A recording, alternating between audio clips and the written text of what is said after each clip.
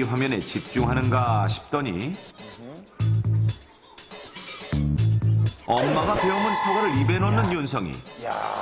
만약 엄마에게 충치균이 있다면 이 순간 윤성이 입속에도 충치균이 들어갈 수 있습니다. 한편 후식까지 먹고 나서 아이들 양치질 준비를 하는 엄마 김민정 씨. 하지만 아이들 양치질을 시켜주는 일이란 여간 어려운 일이 아닌데.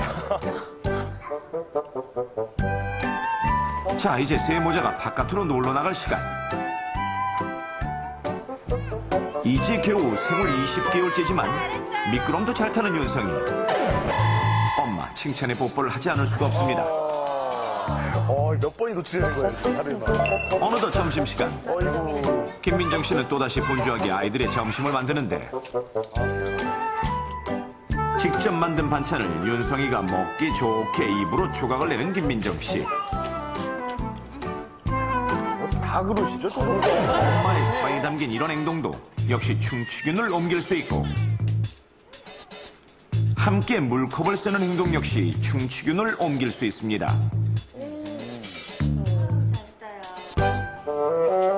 어느덧 서서히 해가 지고 저녁 시간이 되자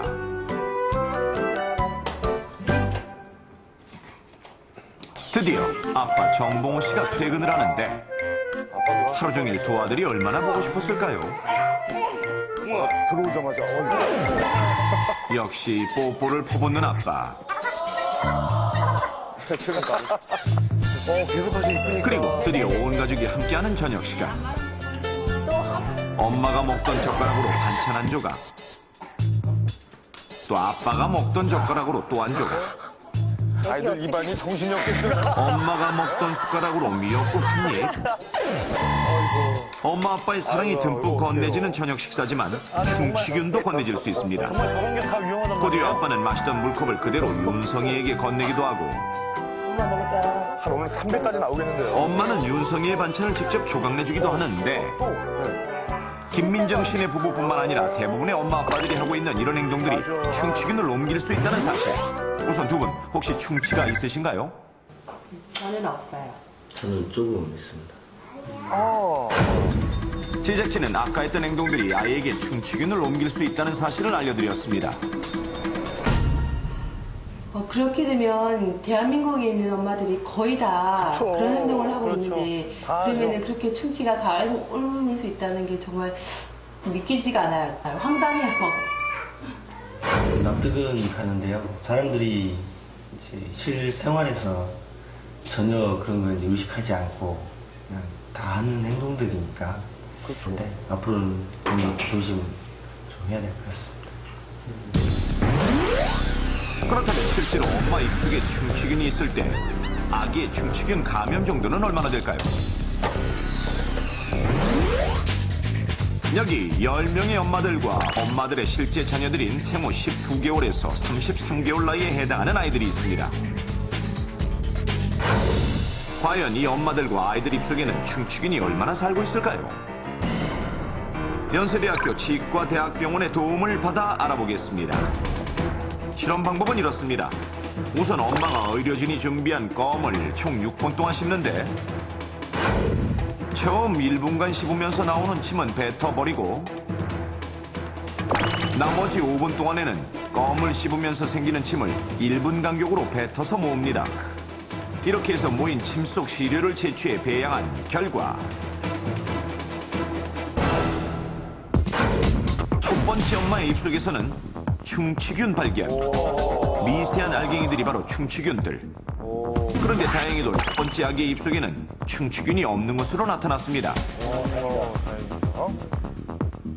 자, 그럼 다른 엄마와 아기는 어떨까요? 같은 방법으로 알아본 결과 두 번째 엄마의 입속에는 충치균이 살고 있는 것으로, 반면 아기의 경우는 충치균이 없이 깨끗한 것으로 나타났으며, 세 번째 엄마 역시 입속에 충치균이 있지만 그 아기의 입속에는 충치균이 없는 것으로 나타났습니다. 저분들은 뽀뽀가 그런데 하셨나봐요. 계속되는 실험에서 네 번째 엄마 충치균 발견, 아기한테서도 충치균 발견. 5번째 엄마 충치균 발견. 아기도 역시 충치균 발견.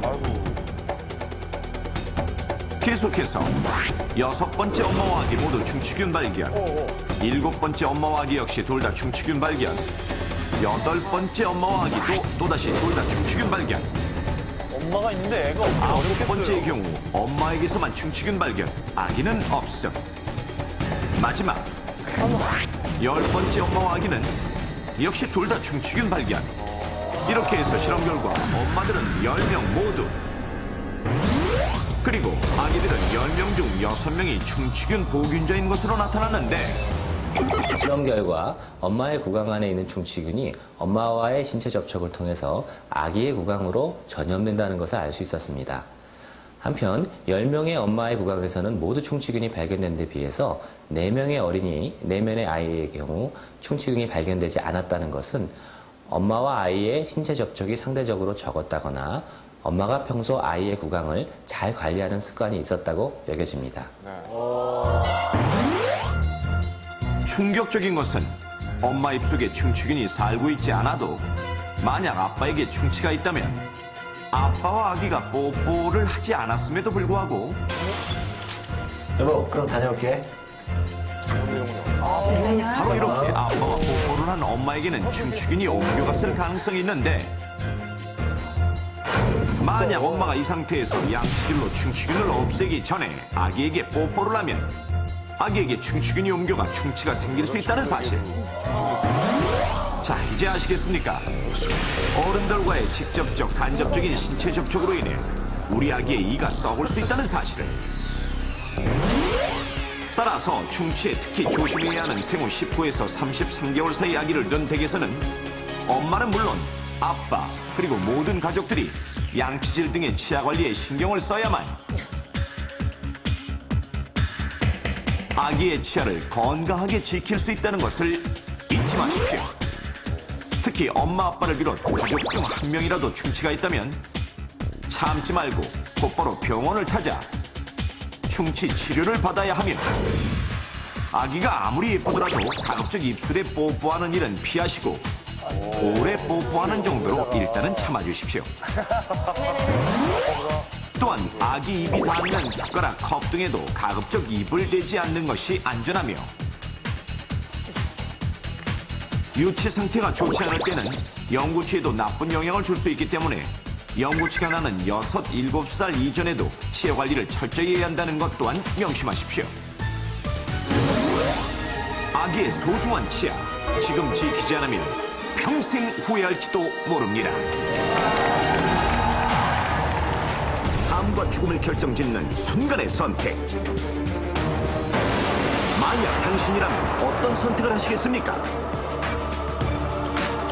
위기의 순간, 죽느냐 사느냐.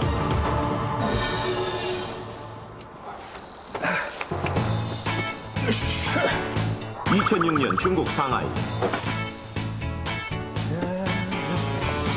아빠, 이건 어디다 두면 돼요? 여기다. 그날 잘 나가는 컴퓨터 엔지니어인 류주펑 가족은 모처럼의 나들이에 한껏 들떠 있었습니다. 여보, 아직 멀었어? 엄마! 알았어, 간다 가. 여보 다 했어요? 그럼. 자, 우리 이제 출발해볼까? 출발!